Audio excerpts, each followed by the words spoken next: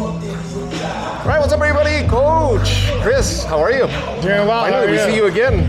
It's good to see So you got too. a full scene. I can see a full scene back there, and it looks like they're getting ready for some media workouts.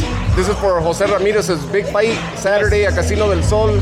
So how did the link come about? Because it's Coach Woods coaching him over there. You were going to have a fighter in Kenny De La Rosa, but no longer. That fell through. Yeah. So how did this link come about?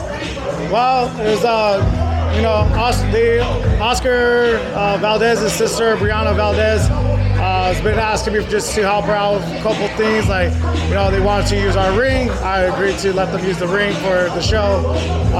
Also, it's just like when they needed some sparring down here, I just opened my gym up for them for sparring.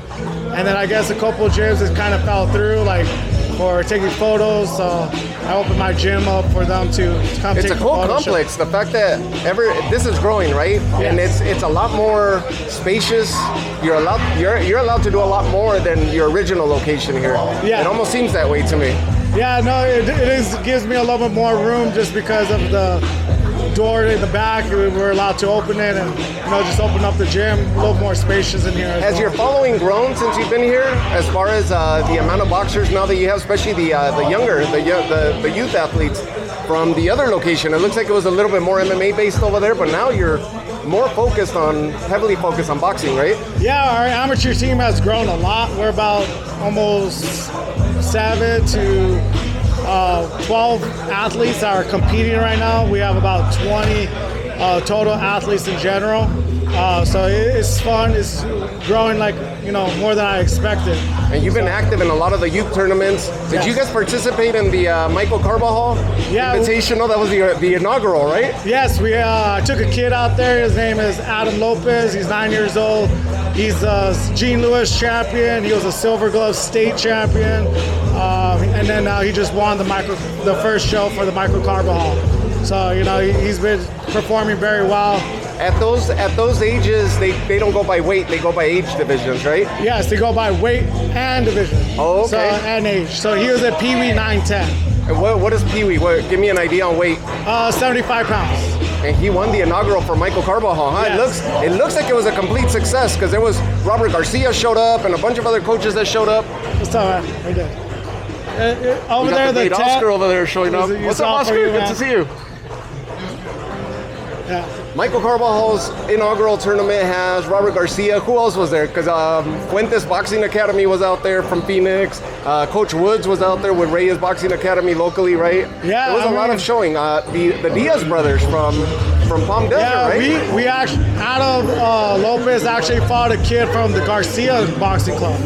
So he actually beat the kid from Garcia Boxing Club. Wow, that was a great experience then. Yeah, so it was cool to see Robert Garcia across the ring as a coach, share that ring with him and our athletes be able to compete against each other. So, it's kind of a neat experience that a lot of those big names came out for that show. Like you said, Diaz, Robert Garcia was there, obviously Michael Carbajal himself. So it was a great event, great tournament, just fun, excited for next year. Were you in a little bit of awe seeing all those faces that you grew up watching and studying and so forth and now competing against them or being surrounded by them? Honestly, no. Just because I'm a coach myself and I'm a very competitive coach, I'm just hoping to get there one day where they're at. I respect them for sure, but as a coach, you gotta be competitive. And if you show too much respect, I think that's where you lose your edge. It's like shark-infested waters, right? They'll eat you. They'll take over you. Exactly. But you just, they've done great things in the sport, and I want to get there one day myself. So you look up, you respect them, but at the same time, I'm there to win. And you've been doing amazing things with the amateurs and the youth boxing. You still have your sole professional boxer in Kenny De La Rosa. He was supposed to compete in this event. He's not going to anymore, but he's still competing, right? He's still going to be active, hopefully this year. Yeah, we're going to get him a couple fights this year for sure, get him back on track. Unfortunately, he wasn't able to be on the show just due to personal reasons. But yeah, I'm excited to work with him.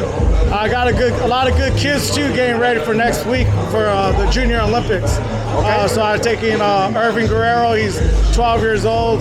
He's going to be fighting at the 65 intermediate bantam, which is 11 to 12 years old. And then I'm taking Marcela Catalan. She's intermediate, 13, 14, and she's going to be fighting out probably 114. How does Kenny De La Rosa's professional experience help the youth?